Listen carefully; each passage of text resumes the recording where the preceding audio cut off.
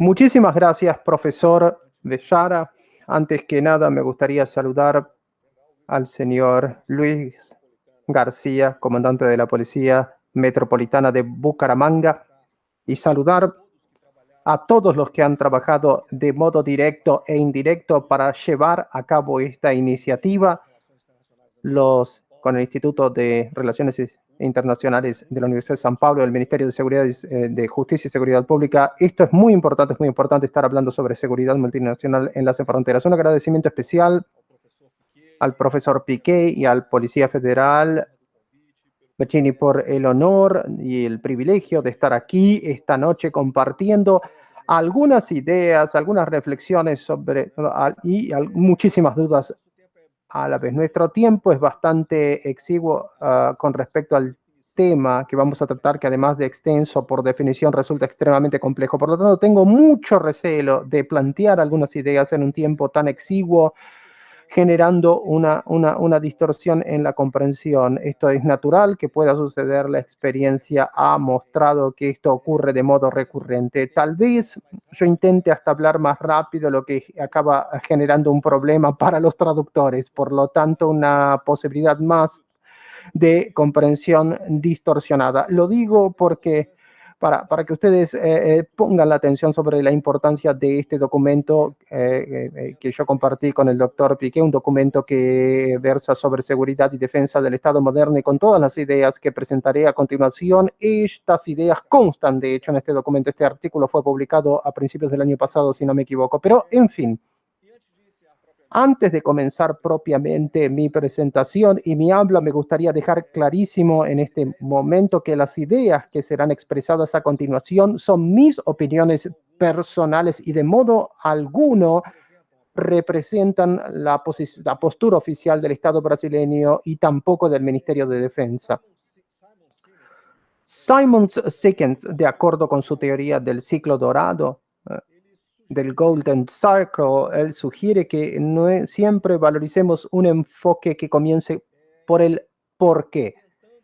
Y intentando guiar un camino para iniciar a partir de por qué, voy a volver a fines de los años 1960 e inicios de los 70 en las negociaciones de paz en París que buscaban poner fin a la guerra de Vietnam. En aquel entonces, un oficial norteamericano, si no me equivoco, el coronel Williams Sumner Jones, él cuestionó a un oficial vietnamita y dijo que, con mucha propiedad, que los vietnamitas nunca derrotaron en una batalla durante toda la guerra al ejército de los Estados Unidos. Y él tenía razón. Esto, de hecho, no ocurrió durante los 12 años de intervención norteamericana en Vietnam. Estados Unidos, el ejército de los Estados Unidos no sufrió ninguna derrota en las selvas de Vietnam. La contraparte de Summers lo miró con una cara de cierta sorpresa y le dijo, esto es irrelevante. Y realmente es relevante, porque aunque no hayan perdido ninguna batalla en un conflicto hermano en las selvas del sudeste asiático, Estados Unidos perdió de manera incontestable la guerra de Vietnam. Y con el propio liderazgo de Norte, Vietnam había indicado esta guerra no se establecería en esas selvas, sino en las ciudades de América del Norte. Luego del conflicto, el liderazgo político-militar de Estados Unidos estaba determinada a no incurrir en el mismo error, a no permitir que el ejército de Estados Unidos, o mejor dicho, que las Fuerzas Armadas de los Estados Unidos fueran atraídas para luchar en otro conflicto irregular, o sea, un conflicto protagonizado por actores armados no estatales otra vez. Y esto guió en mucho las decisiones políticas y militares tomadas por Washington en las siguientes 3 décadas. Pero el inicio de 2004, después de la rápida y muy exitosa ocupación y conquista de Irak, llegó a Bagdad un oficial general proveniente de una familia tradicional. Su padre había sido un coronel durante la guerra de Vietnam, el general llamado Stanley McChrystal. había sido asignado para comandar la Fuerza Tarea de Operaciones Especiales número 74. Aunque la campaña militar encargada de destituir la dictadura sunita de Saddam Hussein, aunque hubiera sido exitosa, el país comenzó a sumergirse en una insurgencia muy feroz y violenta. Muy bien. En aquel entonces, el general Stanley McPherson comandaba aquello que era, vamos a decirlo así, los mejores soldados que existían en el planeta. Eran soldados con el mejor entrenamiento, los mejor seleccionados, mejor armados, mejor preparados, con la mejor inteligencia, con el mejor soporte de fuerzas de helicópteros. Esta fuerza había sido modernizada después del fiasco en la tentativa de rescate de los en Teherán en 1970, los años 70. Durante las décadas que se sucedieron hasta el inicio de la insurgencia en Irak, esta fuerza de operaciones especiales, sin lugar a dudas, se había tornado la más proficiente fuerza de operaciones especiales del planeta. Y durante aquellos primeros años de la insurgencia en Irak, el desempeño de esta fuerza correspondió con las expectativas que habían sido depositadas en ella. Tenía un desempeño, una performance en el campo de batalla compatible con lo que se esperaba de ella. Y lo que podían hacer, lo mejor que podían hacer lo estaban haciendo en cantidad de raids, de incursiones exitosas en relación con bajas, etcétera. Pero igualmente fue notado por este ejército que no era lo suficiente para vencer a la insurgencia. Y entonces, ¿qué había que hacer? Vamos a cambiar, vamos a dedicar más horas, vamos a aumentar el número, la presión, vamos a mejorar la precisión de tiro. Y esta es una tendencia natural, reforzar aquello que ya venimos haciendo, hacer más de lo mismo, pero de manera con mayor volumen. Pero él y su comando notaron que hay un límite, hasta en términos físicos y humanos, de cuánto podemos mejorar esa performance. Y él tenía con plena convicción de que la performance de su tropa, ninguna otra tropa la presentaba, pero aún así llegaba a la conclusión de la que la guerra una vez más estaba siendo perdida, de que todo ello era una ilusión, esa excelente performance. Entonces, buscando la solución a eso, buscando enfocar en la victoria contra la insurgencia, notaron que tenían que cambiar los fundamentos de su estructura organizativa. Y esto significaba no solamente tocar las estructuras, sino en la cabeza de cada componente, de cada integrante de esa fuerza, tarea de operaciones especiales. Muy bien, hasta aquí esto puede parecer cultura general, esto puede parecer un poco de mera curiosidad. Pero vamos a intentar ahora trazar un paralelo con nuestra realidad. Vamos a tomar, por ejemplo, el Batallón de Operaciones Especiales de la Policía Militar del Estado de Río de Janeiro. El BOP, así se llama, hace cosas que ninguna policía del mundo hace. Es una unidad excepcional, es internacionalmente conocida, una unidad fantástica. A lo largo de más de 3 décadas de existencia, el BOP nunca perdió ninguna batalla. ¿Está ganando la guerra? Nosotros tenemos un desafío muy grande, especialmente nuestras fuerzas policiales y de seguridad pública que hacen un trabajo fantástico, sobrehumano, una superación cada día. Incautamos más drogas, incautamos más armas. El número, inclusive antes de la pandemia, las fuerzas tenían una estadística impresionante. El número de incautaciones en la frontera de drogas ha aumentado muchísimo, exponencialmente, arrestamos más personas, etcétera. Pero nosotros estamos venciendo la guerra. Entonces me parece que este paralelo trazado es muy cercano con la experiencia que el general McRae tuvo al frente de la Fuerza de Tarea de Operaciones Especiales 714 de Irak. ¿Y por qué esto? Porque nosotros estamos hablando de un ambiente estratégico, de un ambiente de geopolítica, de una sociedad que está en transformación. Es lógico que es importante incautar drogas, que es importante incautar contrabando, decomisar armas, arrestar criminales, pero el hecho es que nuestras acciones, nuestros esfuerzos están centrados en acciones tácticas básicamente restrictas a la dimensión física del ambiente operacional, considerando la dimensión de información también. Estas acciones son compartimentadas, clasificadas o disociadas de los otros esfuerzos emprendidos por otras capacidades, por otros recursos y por otros instrumentos de los cuales el Estado dispone. Entonces, esta es la cuestión fundamental. Nosotros vemos arrestados en las acciones, pero en una dimensión física. Obviamente, la respuesta a todo esto sería, entonces necesitamos un enfoque sistémico estratégico que contemple todas las dimensiones, las tres dimensiones, física, humana e informacional. Muy bien, esta idea es obvia. No necesitamos allí pensar y citar a la persona en Irak para llegar a esta conclusión. Existe un consenso muy grande a este respecto, pero a pesar de este consenso, nosotros no logramos implementarlo. ¿Por qué?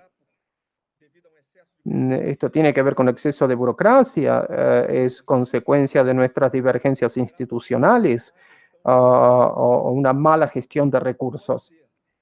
Es posible, pero la cuestión fundamental, el enfoque central es que nuestros presupuestos teóricos y nuestros procesos cognitivos, es decir, la teoría que orienta y fundamenta nuestras acciones y nuestra forma de pensar, se tornó anacrónica.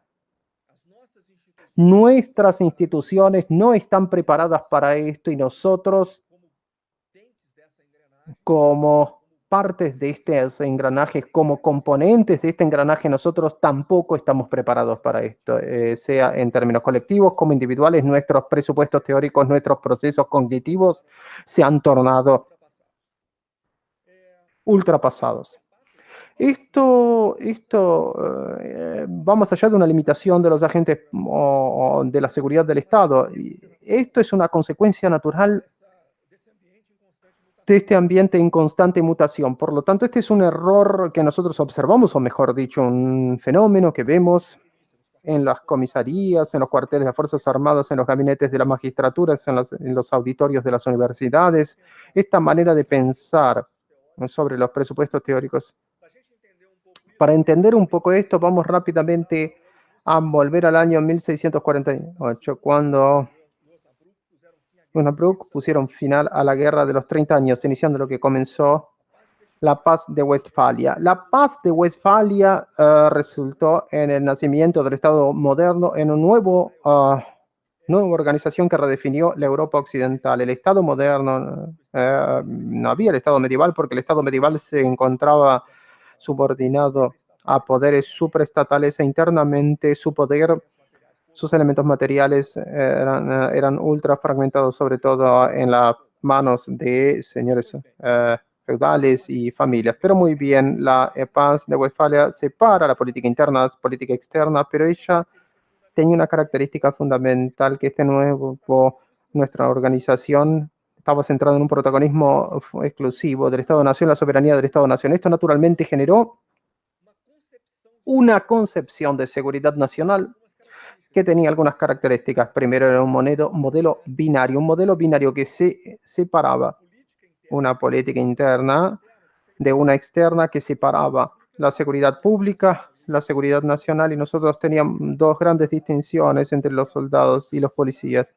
El soldado es aquel individuo a quien la sociedad otorga la responsabilidad por el ejercicio de la legítima forma coercitiva contra personas, y el policía es aquella que en sociedad otorga responsabilidad por el ejercicio de la legítima fuerza coercitiva contra personas del propio grupo.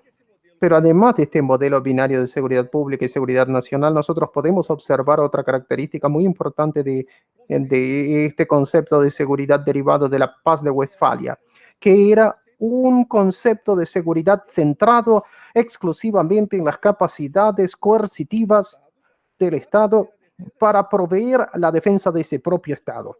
Y esto funcionó muy bien durante 300 años, de 1648 a 1945. Es decir, entre el final de la guerra de los 30 años y el final de la Segunda Guerra Mundial. Muy bien. Pero a partir de la Segunda Guerra Mundial, desde el fin de la Segunda Guerra Mundial, nosotros comenzamos a observar un declive acentuado de conflicto de conflictos tradicionales entre estados nacionales. De acuerdo con aquella lógica del paradigma de la guerra industrial entre estados, estos conflictos interestatales comenzaron a declinar y dieron lugar a una proliferación incontenida de conflictos irregulares, es decir, conflictos protagonizados por actores armados no estatales. Muy bien. De allí hasta aquí tenemos que dirigir la atención para intentar identificar algunos aspectos que influyen, que ayudan a moldear nuestro ambiente operativo. Un mundo en constante cambio, con cambios cada vez más profundos. Y aquí con algunas ideas, además de la tecnología de la información, que es lo primero que viene a nuestra cabeza cuando hablamos sobre información. Estamos dejando la edad industrial para entrar en la edad de la información, además de la tecnología de la información, de esta proliferación importantísima. Me gustaría poner el énfasis en algunos componentes de estos cambios. Primero, cambios económicos y políticos globales, por sobre todo profundas alteraciones en las expectativas, valores y normas sociales. Y aquí yo recomiendo a todos ustedes que ahonden el concepto de anomia. Modificaciones en los patrones, presiones, continua degradación ambiental y un flujo sin precedentes de personas, ideas, servicios, bienes y capital, que llevaron prácticamente a una virtual abolición del tiempo de la distancia y una sensible degradación de las formas tradicionales de poder. Muy bien. Entre las características, como yo dije, nosotros no tenemos tiempo para ahondar, pero dentro de las características de este ambiente de extremadamente volátil, extremadamente, como dice el término acuñado, bonito, complejo, ambiguo, volátil, nosotros tenemos dos características que interesan para nuestro estudio. La primera es el predominio de una forma de violencia que se caracteriza por sí. Sobre todo, predominio no es exclusividad. Una violencia que se caracteriza por ser armada, organizada, no estatal, endémica e hiperdifusa. Ahora bien, si nosotros observamos el periodo de la segunda mitad del siglo XX, es decir, el periodo que corresponde a la Guerra Fría, nosotros vamos a notar que los conflictos irregulares que marcaron aquel periodo estaban centrados esencialmente en causas nacionalistas o marxistas, es decir, eran guerras revolucionarias o guerras de independencia nacional o una combinación híbrida de estas dos vertientes, pero existía claramente una subordinación a la agenda política. Lo que nosotros podemos observar hoy es una proliferación contenida de microinsurgencias de nivel local, no necesariamente centradas en una agenda política objetiva. Una segunda característica derivada de este ambiente que nosotros buscamos mucho de manera muy caracterizar es la observación de un fenómeno llamado convergencia y hibridización, o mejor, convergencia y hibridización de redes de ilícitos, que no es más que una consecuencia natural del ascenso de estos actores no estatales, sean ellos armados o no, que comparten objetivos, métodos, formas de actuación, de manera explotando una economía globalizada, un mundo hiperconectado y globalizado, y que convergen actores estatales y no estatales, compartiendo estos objetivos. Este fenómeno de la convergencia, además de esta forma de violencia armada, organizada, no estatal, endémica e hiperdifusa, traen desafíos significativos para la tradicional orden de Westfalia. Crea aquel orden político concebido en el siglo XVII, centrado en el protagonismo exclusivo del Estado-Nación, donde la soberanía era el elemento fundamental de las relaciones internacionales. Este orden se ve de verdad amenazado. Y aquí nosotros observamos la necesidad de ampliar ese concepto al cual hice mención cuando traté sobre el advenimiento del orden westfaliano, de un abordaje de seguridad estricto sensu. Los años 90 ya tuvimos un esfuerzo significativo derivado de la escuela de Copenhagen, pero que se materializó en el informe presentado por el Programa de las Naciones Unidas para el Desarrollo, el PNUD, informe presentado en 1994 que trajo el concepto de seguridad humana. Es decir, el concepto de seguridad humana, a pesar de tener serias limitaciones, serias restricciones, brinda un abordaje, un enfoque extremadamente relevante, extremadamente pertinente, aunque ningún país de relevancia en el consenso de las naciones haya adoptado per se la seguridad humana como fundamento de su política exterior, de su política de seguridad. Pero, de cualquier modo, este concepto de seguridad humana trae un punto de inicio muy importante y básicamente marca al Estado como objeto de la seguridad para el individuo, es decir, lo que en el concepto de seguridad nacional estricto sensu era donde el Estado era el fin, en el concepto de seguridad humana pasa a ser un medio y tiene al individuo, el ser humano, la persona como la finalidad de los esfuerzos de seguridad del Estado. Bien.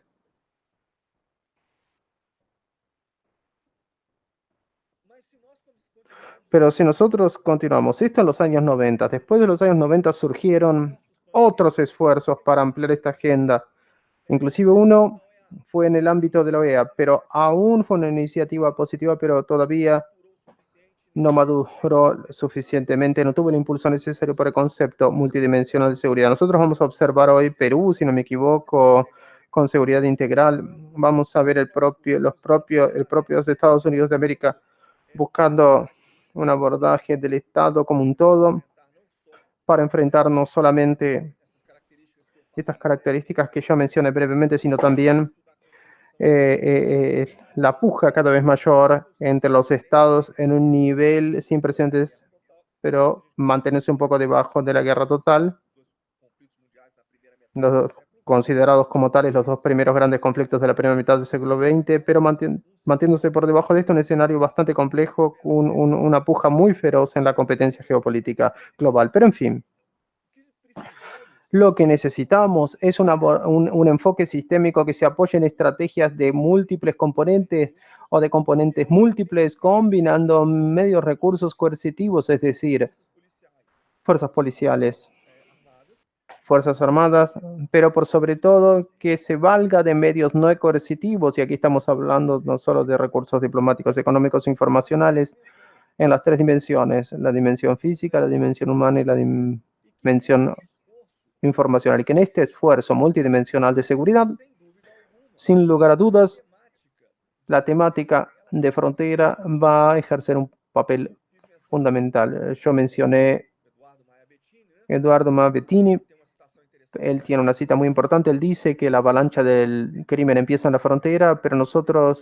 podemos expandir este enfoque de manera más amplia, más sistémico y entender que la frontera como un espacio no compartimentado, como él mismo utiliza esta expresión, es una parte importante de una problemática que no es brasileña, no es colombiana, no es argentina, no es paraguaya, es una problemática que de hecho es regional y tal vez global. Y cuando nosotros hablamos sobre fronteras, nosotros tenemos que entender que estamos hablando de una frontera, no existe una frontera principalmente en un país tan grande como Brasil, que posee 16.000 kilómetros de fronteras terrestres con casi todos los países de América del Sur. Nosotros estamos hablando de muchísimas fronteras interdependientes en cierta medida, pero muchas fronteras dentro de una única frontera. ¿Quieren un ejemplo? Vamos a tomar las diferentes perspectivas de los actores que componen este mosaico. Por ejemplo, los indios guaraníes, cuyas fronteras culturales, cuyas fronteras étnicas trascienden las fronteras políticas. Parte contingente en Brasil, en Paraguay, contingente en Argentina. Ellos tienen una perspectiva de seguridad de fronteras, de aquella dinámica de frontera totalmente diferente de un miembro de un movimiento social como MST o de un estanciero de Mato Grosso do Sul. Ahora vamos a llevar esto a los ayanicas en Viamón, en la frontera con Perú, en Acre, en el estado Acre de Brasil. Comienzo hablando de los pueblos indígenas porque son poblaciones indígenas vulnerables en la franja de frontera y tienen una perspectiva completamente diferente. En Acre, de un remanente del Senegal y de un regatón que sube el río Grovay, y su expectativa de seguridad es totalmente diferente. Y esta perspectiva tiene que limitarse al sector brasileño. Hay sectores, tener la perspectiva del otro lado de la frontera, la perspectiva en Argentina, en Perú, en Bolivia.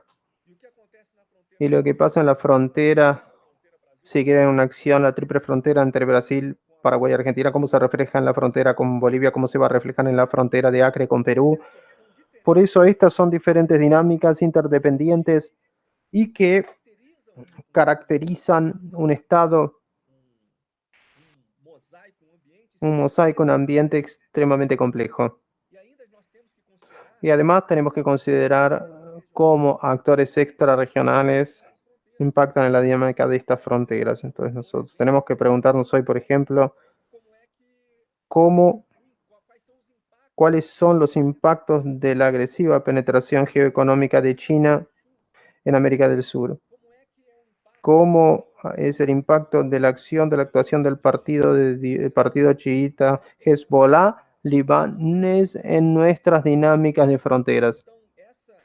Por eso, este enfoque, esta perspectiva sistémica parece obvia.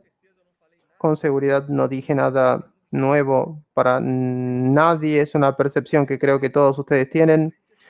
Pero aquí queda la pregunta, José, pero ¿por qué no podemos trabajar de esta manera entonces?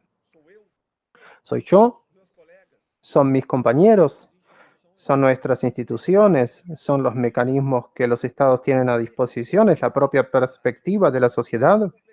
Imaginen la complejidad de hacer una represión de contrabando en la frontera, pero que la economía de esas comunidades está directa o indirectamente siendo dependiente de la inyección del dinero que viene del ilícito. Entonces, esta complejidad, que ustedes no es ninguna novedad para todos ustedes, debe ser repensada, pero repensada a partir de nuestros presupuestos teóricos y de nuestros procesos cognitivos, porque de lo contrario, nosotros no vamos a conseguir estructurar los problemas correctamente, que es lo principal. Hoy ni siquiera podemos hacer programas, y esto es lo más importante. Nosotros entendemos los problemas correctamente estructurados y estructuramos estos problemas correctamente y construimos soluciones para estos problemas. Me gustaría aquí, mis 30 minutos ya están llegando a su fin.